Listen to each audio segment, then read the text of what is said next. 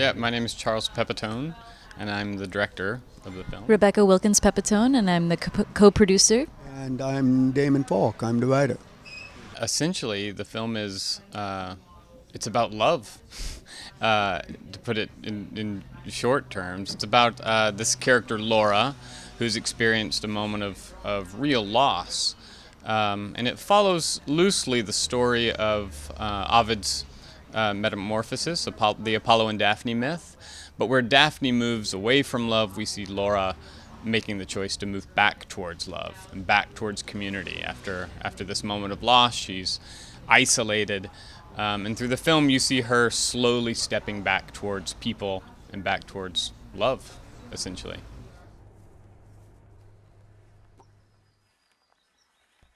Father, who knew so much of water, said water would be my cure.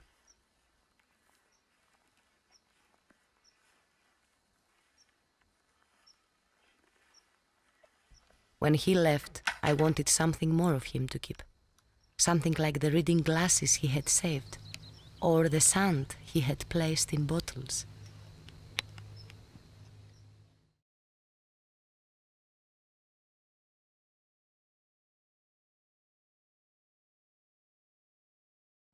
I think that's part of it, and Damon could speak to this as well as anybody. He wrote the poetry that the film is based on.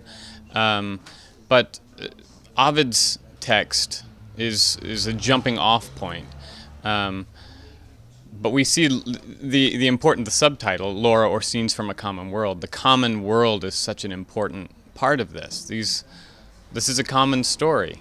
We see someone who's isolated. We see her really trying to claim her place and find a sense of rootedness in her own environment.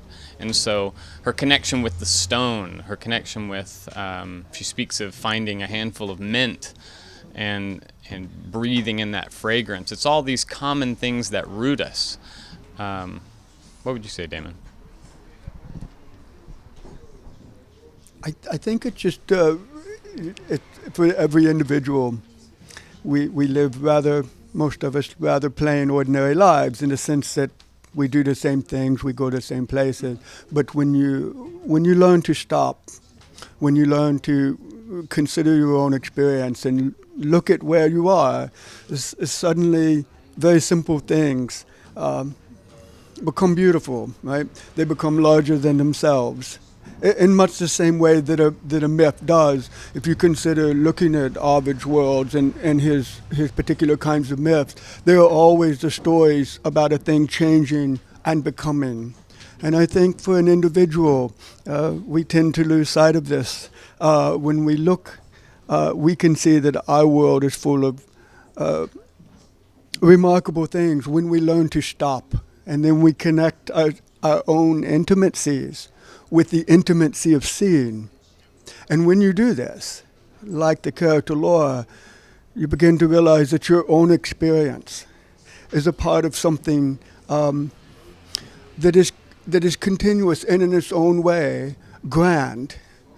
And I don't mean spectacular, yeah? I don't mean something superb. I mean our own existence as it is, when we stop, is remarkable. It is to be commented on.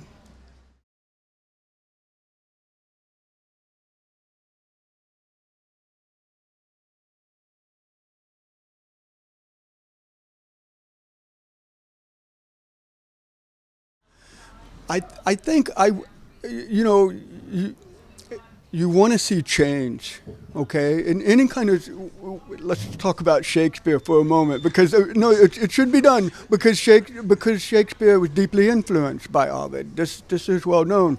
But what makes Shakespeare remarkable is a constant sense of change. Yeah, all of Shakespeare's characters that we wish to remember, all of them change in some way in the course of the play. Okay, this is something Shakespeare has taught us at a more psychological level than, say, perhaps Ovid, where the change is very physical. And so you take a character like Laura, put her in a very dramatic sort of world, as northern Norway is, something very physically present, something you cannot escape, yes?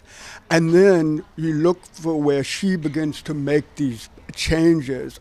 In the case of the character, it is a kind of return where a person, the character, connects her life, her immediate life, with very intimate memories. All of us, we keep things in our heart, yes? We keep things in our heart and in our head, and they do not stop. You do not have a love, right? And this love goes away, and that love suddenly is out of our mind and suddenly out of our memory. That's not, if it's truly love, it's not possible, in fact. This love comes with us, yes? And then what happens then? Any sort of moment of trauma, any sort of moment of break, right?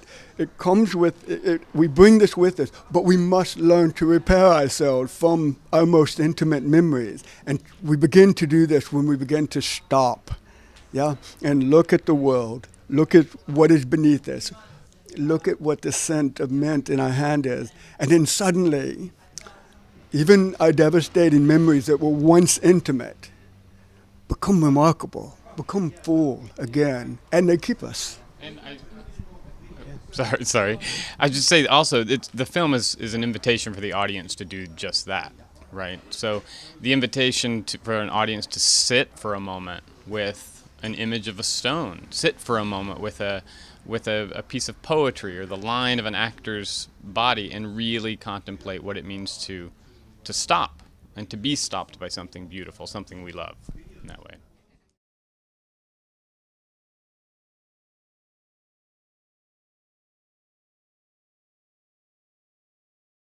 I think that's part of her struggle. She's struggling to connect with the modern world. She's struggling to connect with this mall of people around her. And you see her really having that inner physical need to connect with people, physically to connect with people, to connect with the boy.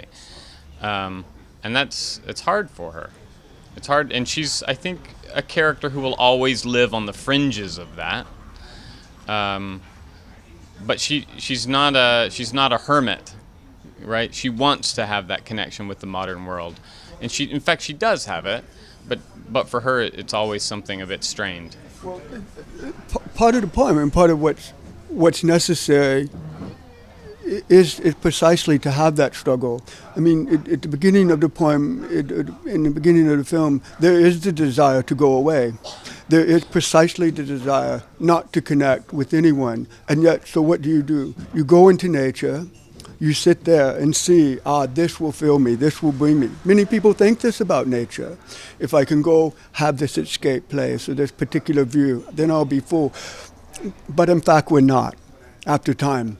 We have to return to people. And so in the case of Laura, there's this idea of a woman with a rag picker's cap tied around her, yeah? It's the beginning of her seeing, in the sense, when love breaks us, as hopefully it does at some point, as it must, right? To understand it, it must break you first. Of course, you want to be away. You want to, you don't want to be close.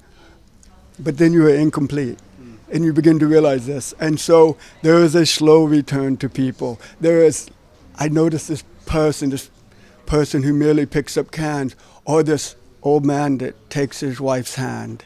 And then suddenly, you as the person become more full, because you cannot isolate yourself from people. And you have to learn tentatively to step back, as we all do after love, right? This is part of our change. This is part of our becoming intimate again.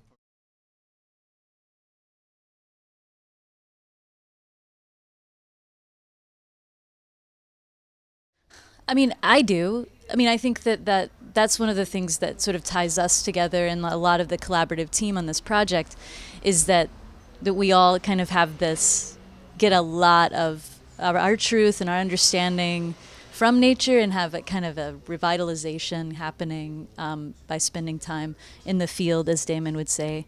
There's a lot of great writers. I mean, Thoreau talks about this. Emerson talks about this. You know, our great American writers, that they talk about this necessity to sort of go out and figure out who you are. listen to yourself, and to be able to then bring that back to your community. And until you know who you are not really a benefit. And so in all of that, I mean, all of that is a sort of a common foundation for the folks working on this film. And so we kind of come at it with, a lot of that understanding and then take it forward from there. Yeah, it's specific to the film and to the myth as well. The last line of the film is, she watches her hands turn and shiver back into earth, which is a calling back to Daphne, but we also see her planting this tree with the boy. And so there's a sense of, there's a necessity to root ourselves literally in the earth, and that we see her do that.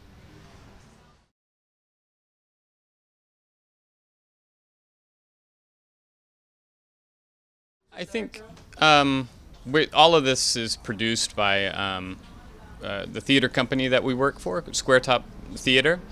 And Square Top is all about exploring boundaries of performance, playing with where art forms overlap, but also where cultures overlap.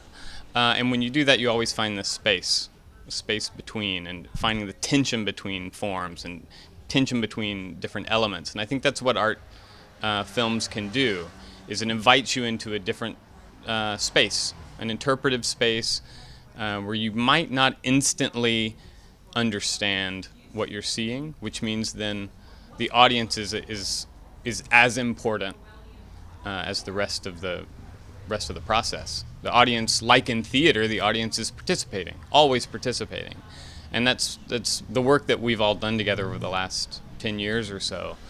The key thing that draws it all together is a sense that the audience is participating, and yet not alienated. So that's a long answer to your question, but for us, I think that's what art video is. My sense with that, just a little thing, because I'm not a film person at all. I'm just a writer, as I like to say. Yeah. There's one way in which a film creates a lot of distance between those who are seeing it. There's a kind of spectacle quality to, say, a very large film. But I think in this particular format, what I've learned is an interesting balance from making the film inviting. Come sit close to this. I mean, the first question of the film is essentially for us, so we must ask ourselves, what have we come here to see? And at the same time, I feel like, as someone very much outside of this, that there should be a certain production quality. There should be a certain high standard of how it is produced and what it looks like, and yet not make it a spectacle, not make the film a spectacle, or push the audience in this kind of position of looking up, of being out, being close, yet sitting close to something that has obviously been crafted with care, and for the person watching it, even though the invocation is to come close.